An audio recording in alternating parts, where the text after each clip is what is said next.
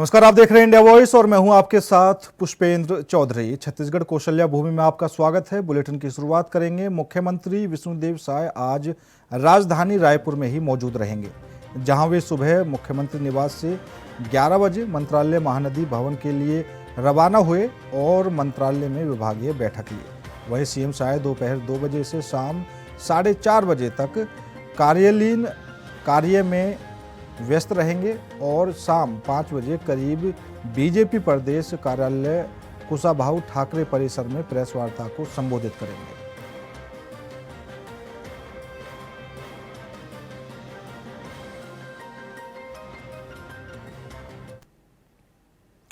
नया रायपुर में महिला और बाल विकास और समाज कल्याण विभाग की मंत्री लक्ष्मी राजवाड़े आज दोपहर में प्रेस कॉन्फ्रेंस करेंगी। इस प्रेस वार्ता के दौरान मंत्री पिछले 2 वर्षों में महिला और बाल विकास विभाग और समाज कल्याण विभाग द्वारा किए गए कार्यों की विस्तृत जानकारी देंगी। साथ ही विभागों की आगामी कार्य योजनाओं के विस्तार और भविष्य की प्राथमिकताओं को भी साझा करेंगी। प्रेस कॉन्फ्रेंस में महिलाओं, बच्चों, बुजुर्गों और समाज के कमजोर वर्गों से जुड़ी योजनाओं पर भी विशेष फोकस रहेगा।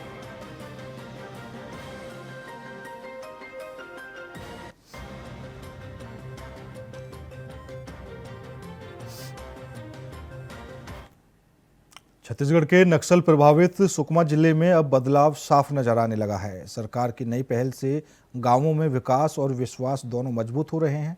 नक्सल मुक्त घोषित गांवों को केंद्र और राज्य सरकार की ओर से 1 करोड़ रुपए की सहायता दी जा रही है।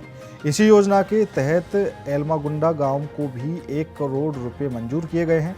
यह योजना पुनर्वास केंद्रों के माध्यम से लागू की जा रही है, जहाँ आत्मसमर्पण करने वालों को शिक्षा, रोजगार और सम्मानजनक जीवन से जोड़ा जा रहा है। उपगृह मंत्री विजय शर्मा ने भरोसा दिलाया है कि नक्सल मुक्त गांवों में विकास कार्य तेजी से पूरे किए जाएंगे। दक्षिण बस्तर में अब बंदूक की जगह विकास और लोकतंत्र की शुरुआत हो रही है।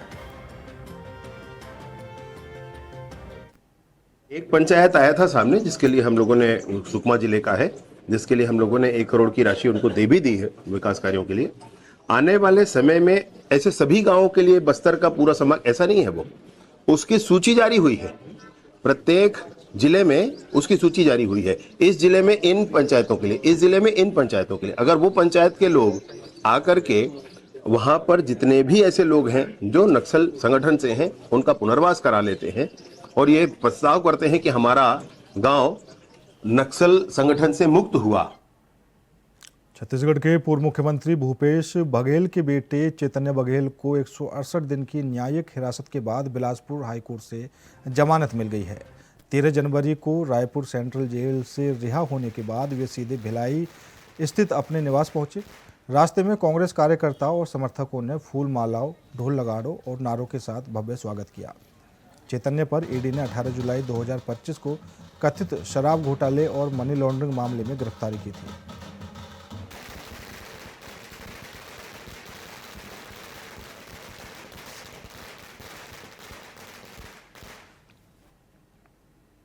खबर दंतेवाड़ा जिले से है, जहां मालेवाही थाना क्षेत्र में नक्सलियों की साजिश नाकाम कर दी गई है। आपको बता दें कि रोड डी माइनिंग के दौरान 5 किलो का प्रेशर कंटेनर आईईडी बरामद किया गया। इस दौरान सीआरपीएफ की बीडीएस टीम ने मौके पर बम को सुरक्षित तरीके से नष्ट कर दिया। वहीं सुरक्षा बलों की सतर्कता से बड़ा हादसा टल गया। वैधानिक कार्रवाई अभी जारी है।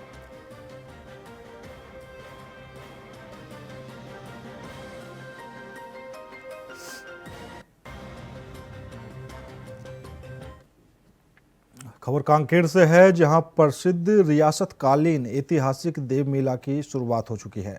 आपको बता दें कि राजमहल में पूजा अर्चना के बाद मेला भाटा तक राज परिवार के साथ डांग डोली की यात्रा निकाली गई। वहीं आज से 4 दिन तक चलने वाले मेले को लेकर कांकेर वासियों में काफ़ी उत्साह देखने को मिल रहा है। मेले में कानून व्यवस्था, यातायात, पुलिस द्वारा पार्किंग, बिजली, पानी, साफ सफाई और स्वास्थ्य प्रशिक्षण के लिए अधिकारी कर्मचारियों की ड्यूटी लगाई गई है। वहीं नागरिकों की सहायता के लिए पुलिस नियंत्रण कक्ष स्थापित किया गया है।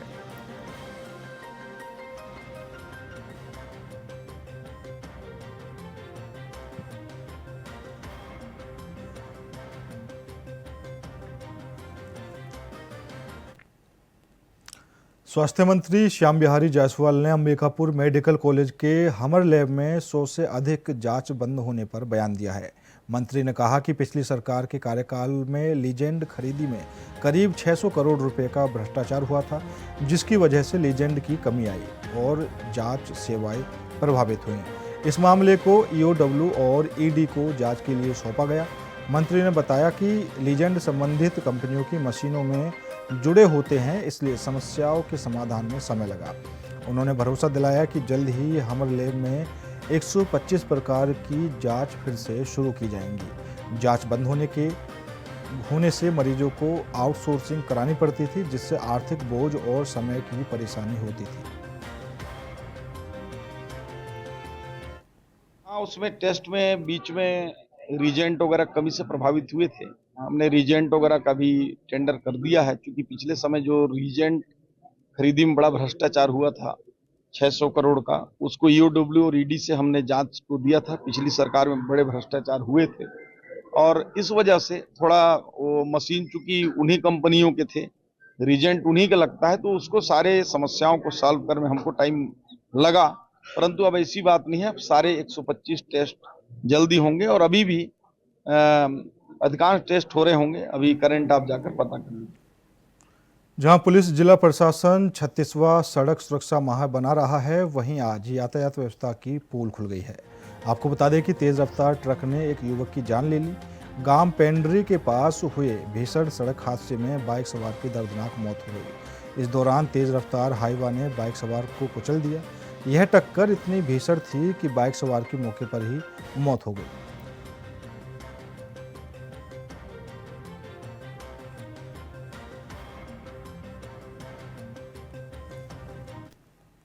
बलौदाबाजार जिले के ग्राम सिंगारपुर में स्थित मां संत कर्मा मंदिर में चोरी की घटना सामने आई है। मंदिर में रोजाना सैकड़ों की संख्या में श्रद्धालु दर्शन के लिए आते हैं, लेकिन अज्ञात चोर मंदिर की दान पेटी को उखाड़कर ले गए। घटना के बाद तहसील साहू समाज तरेंगा राज्य के पदाधिकारियों ने भाटापारा ग्रामीण थाना में शिकायत दर्ज कराई। दान पेटी चोरी होने से समाज में भारी आक्रोश है। सूचना मिलते ही भाटापारा ग्रामीण पुलिस मौके पर पहुंची और पूरे मामले की जांच शुरू कर दी है। चोरी की रकम और अन्य सामान की जानकारी जांच पूरी होने के बाद सामने आएगी।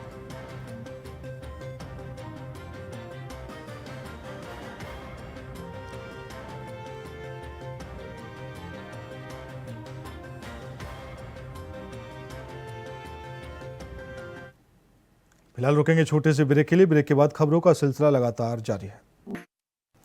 ब्रेक के बाद एक बार फिर आप सभी का स्वागत है। बढ़ते हैं अगली खबर की ओर। मुख्यमंत्री निवास कार्यालय रायपुर में 8 जनवरी गुरुवार को जनदर्शन का आयोजन किया जाएगा। इस दौरान मुख्यमंत्री विष्णुदेव साय प्रदेशवासियों से सीधे संवाद करेंगे और उनकी समस्याएं सुनकर समाधान की दिशा में आवश्यक निर्देश देंगे। मुख्यमंत्री ने अधिकारियों को स्पष्ट निर्देश दिए हैं कि जनदर्शन में प्राप्त प्रत्येक आवेदन का तुरंत गंभीर और संवेदनशीलता के साथ निराकरण किया जाए, ताकि आम जनता को समयबद्ध राहत मिल सके। जनदर्शन कार्यक्रम का उद्देश्य शासन और जनता के बीच सीधा संवाद स्थापित कर समस्याओं का प्रभावी समाधान करना है। बड़ी संख्या में लोगों के जनदर्शन में पहुंचने की संभावना है।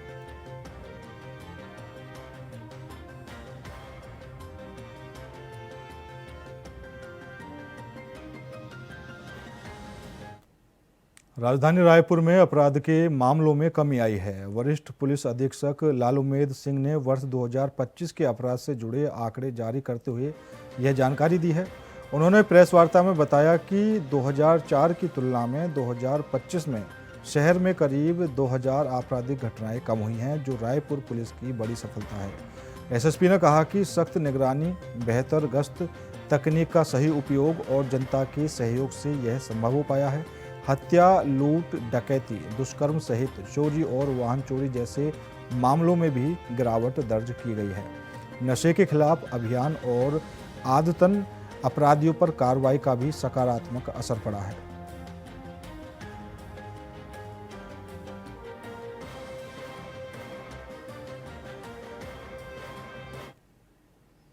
छत्तीसगढ़ के कांगेर घाटी राष्ट्रीय उद्यान में एक अनोखी प्राकृतिक स्थलाकृति सामने आई है, जिसे ग्रीन गुफा कहा गया है। यह गुफा कोटुमसर परिसर में है और इसकी दीवारों और छत पर हरे रंग की सूक्ष्मजीवी परतें पाई जाती हैं। गुफा के अंदर विशाल स्टेलेक्टाइट्स और बहते पानी से भी फिलोस्टोन भी देखने को मिलती है। मुख्यमंत्री विष्णुदेव साय और वन मंत्री केदार कश्यप के मार्गदर्शन में गुफा को पर्यटन मानचित्र में शामिल किया जाएगा। वन विभाग द्वारा सुरक्षा मार्ग और आधारभूत संरचनाओं की तैयारी की जा रही है।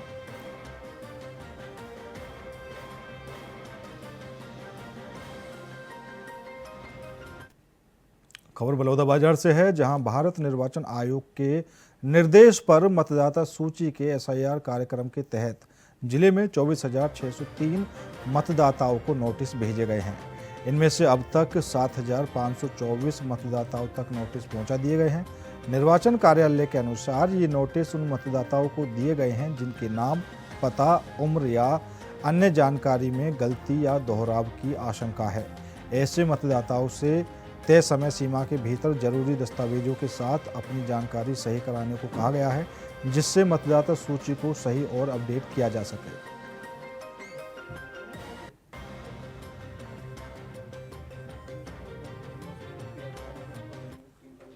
रायपुर सेंट्रल जेल में पॉक्सो एक्ट के आरोप में बंद कैदी ने बैरक नंबर 5 में फांसी लगाकर आत्महत्या कर ली। घटना 4 जनवरी शाम करीब 6 बजे की है, जो गंज थाना क्षेत्र से जुड़े मामले में बंद था। इस दौरान परिजनों ने जेल प्रशासन पर प्रताड़ना, देर से सूचना देने और लापरवाही के गंभीर आरोप लगाए हैं। वे जेल के बाहर धरने पर बैठे और निष्पक्ष जांच की मांग की है। हाल ही में जेल में एक कैदी पर चाकू से हमला भी हुआ था, जिससे सुरक्षा व्यवस्था पर सवाल उठ रहे हैं।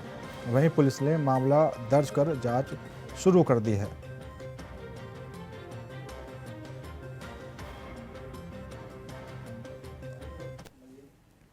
बस्तर के जगदलपुर नगर में विजय वार्ड के नर्मदस्सेश्वर शिव मंदिर में 22 वर्षों से मंतांतरित परिवार के 11 सदस्यों ने घर वापसी कार्यक्रम के तहत हिंदू धर्म में वापसी की है।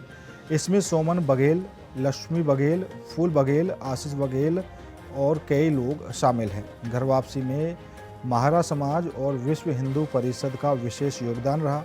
इस अवसर पर बजरंग दल, विश्व हिंदू परिषद और महारा समाज के सदस्यों ने बड़ी संख्या में भाग लिया।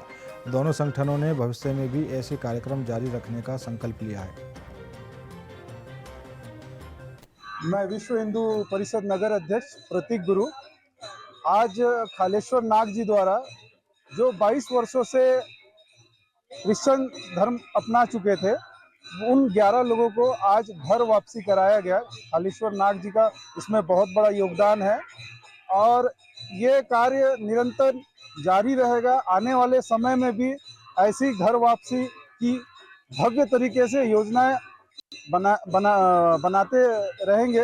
विश्व हिंदू परिषद, बजरंग दल हमेशा ये प्रयास में लगा हुआ है कि जो भाई हमारे सनातन धर्म को छोड़ करके दूसरे धर्म को अपना चुके हैं, उन्हें हम हमेशा स्वागत करते हैं।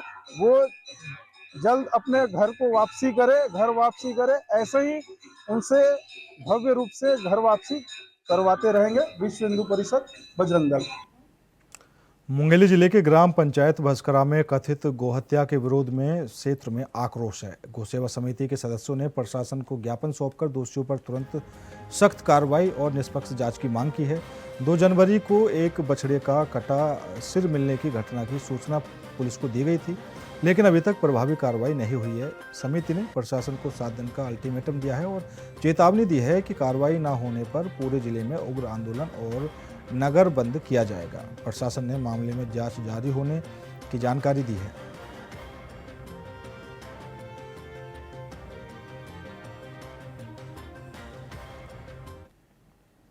एटीआर के प्रतिबंधित कोर जोन से सटे क्षेत्र में नियमों की अनदेखी कर घुसपैठ, हथियार लहराने और फायरिंग के मामले में अचानक मार प्रबंधन ने त्वरित और सख्त कार्रवाई की है।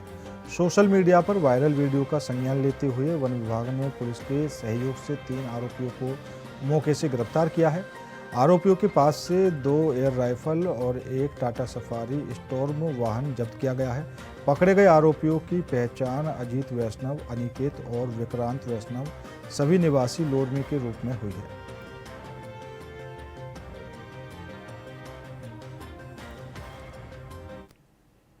फिलहाल मेरे साथ इस बुलेटिन में इतना ही। बाकी देश और दुनिया की तमाम खबरों के लिए देखते रहिए इंडिया वॉइस।